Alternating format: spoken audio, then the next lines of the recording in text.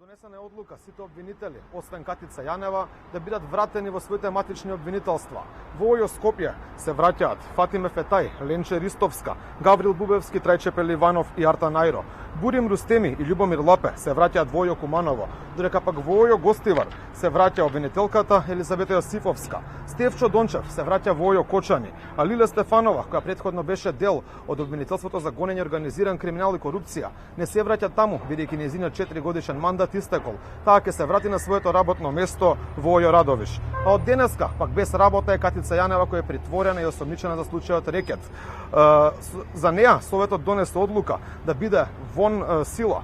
Делот во кој функцијата на Катица Јанева е во мирување и таа од денеска е невработена. Околу овие најнови моменти гостин во вестите на Алфа е универзитетскиот професор Гордан Калајџиев. Добар ден, професоре. Што очекувате после одлуката на Советот на јавни обвинители да се вратат обвинителите во матичните обвинителства?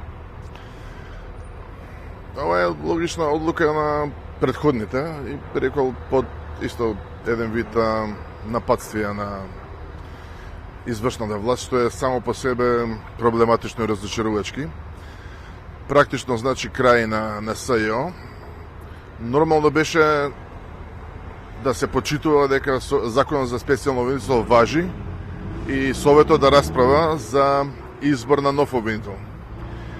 Ние се имаме на практична ситуација да самите обвинители, републичкиот, Катица Јанева, еви Советот, решат практично да го стават вон сила Законот за специјално обвинителство и да го закопаат специјалното обвинителство, со него, да речем, на некој начин и надежите за едно независно тело што би ја контролирало политичката елита.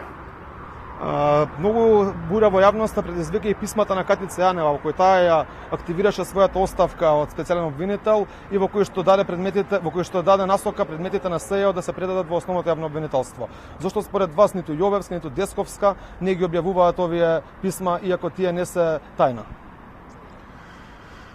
Целата приказна со предавањето е многу посложена, ја би рекол, и незаконите, и ќе предизвика и други последици. Се очекува, например, едно најважните, дека на овој начин се става вон сила целиот закон, што е многу проблематично, со оглед на тоа што се очекува со ова да се надмине најболната точка, рокот од 18 месеци, и е правно многу проблематично дали законот го уредува само постапувањето и постоењето на СЈО, или е закон лекс специјалис и за постапката, со оглед да за овие предмети, како специфични спрема дел од представници на највисоките претходно власти, се води со посебни гаранции и од тука мислам дека ќе има дополнителни компликации. За ова писмото конкретно,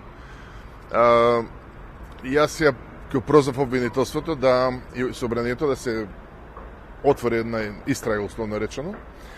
Морам да признам дека во консултации со специјалното обвинителство разбрав дека малку погрешно сум ги разбрал, имено сомневањата нивни, кои што се уште стојат, се тоа дека од првото писмо на обвинителката Катица Јанева, сега веќе не е обвинителка, е напишано повеќе на со печатени букви, за кои што не ги препознаваат како неизин ракопис, и неколку реченици ракописно, што било неспорно неизино. Така што сомневањата, независно што не се работи за дилема дали е на компјутер пишан текстот, остануваат, бидејќи е многу проблематично зошто некој и како би напишал текста пола со печатени букви, пола ракописно, и го повикувам републичкиот обвинител да го покаже текстот, а натаму да се оцени собранието дали е тоа доволно сомнително, да се испита целата процедура под кои влијанија и тоа што да се утврди со камери кој ја посетувал Катица Јанева дека била во притвор. Мене ми е прилично неверодостојно со овие работи да се бавила таа, а и прилично е, да ви кажам, непријатно чувството дека еден обвинител за кој што веќе е отворена постапка за незаконито и несовесно работење, да си дозволи да разреши судбината на специјалното обвинителство и тоа да го прифати републичкиот обвинител. Ако немаше спорни моменти, републичкиот обвинител уште претходно ќе ги преземеше предметите, тоа од него се бараше уште кога дојде на функција, и тој се изјасни дека тоа е практично невозможно според законот. Како сега тоа што беше невозможно стана возможно, нека објасни он во што се состои битната разлика од моментот кога дојде на функција со денешниот момент. Јас се уште мислам дека тоа спротивно на духот на законот и на одредбите на Законот за обвинителство и на специјалното обвинителство. Американската амбасада се уште не се изјасни по вашето барање јавно да кажат што мислат околу најновите моменти со СЈО. Зошто според вас постои молкот таму? Зошто е тоа така? Па не се работи само за оваа амбасада која што очигледно имаше, да речем, водечка улога. И во времето кога се основаше СЈО и да го функционираше позитивна улога. Заедно со други амбасади, Европската унија и други фактори кои што го поддржува обвинителството.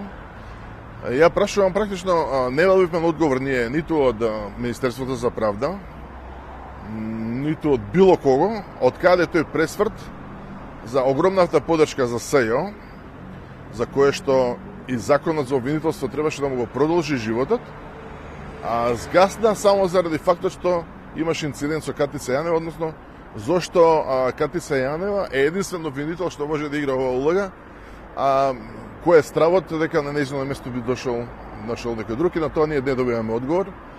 И се фетишизира прашањето. Од еднашка законот станува цел сам по себе. Законот за обвинителство никогаш не бил сам по себе цел за Европска унија, тоа е било владење на правото, а зад него идејата, една од важните алатки, ова независно тело како посебно обвинителство, да обстои, за да и во иднина се спречи да речем коруптивноста на политичката елита, бидејќи таа сама по себе е подложна на, да речем, на влијание и корупција.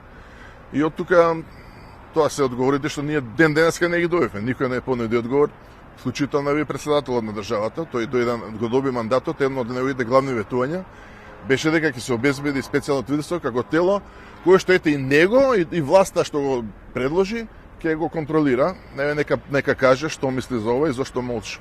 Споменавте наследник на Јанева. Во последнивите 3 месеци вие сте многу активен на тема СЈО. Во јавноста дори имаше спекулација дека можеби ја сакате низината позиција. Како е вашиот коментар на овие спекулации?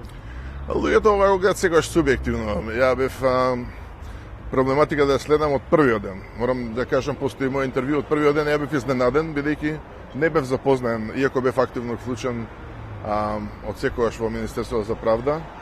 Не бев запознаен со идејата за специјално обвинителство и бев малку сомничав, мислејќи дека веројатно е подобро решение да се разрешат, ако се проблематични во тоа време, Јован Илиевски и Зврлевски, и да редовното обвинителство стане посебно тело, повеќе отколку ова искуство за специјално, кое е на некој начин америчко искуство, но за одделни случаи.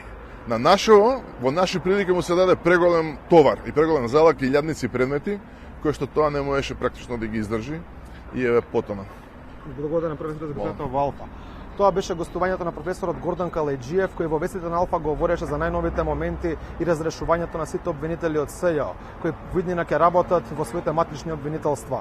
А каква ќе биде нивната иднина и дали тие ќе продолжат да работат по предметите на СЈО, како што кажа денес Ацо Колевски, председателот на Советот на јавни обвинители, ќе треба да одлучи републичкиот јавен обвинител Љубомир Јовевски.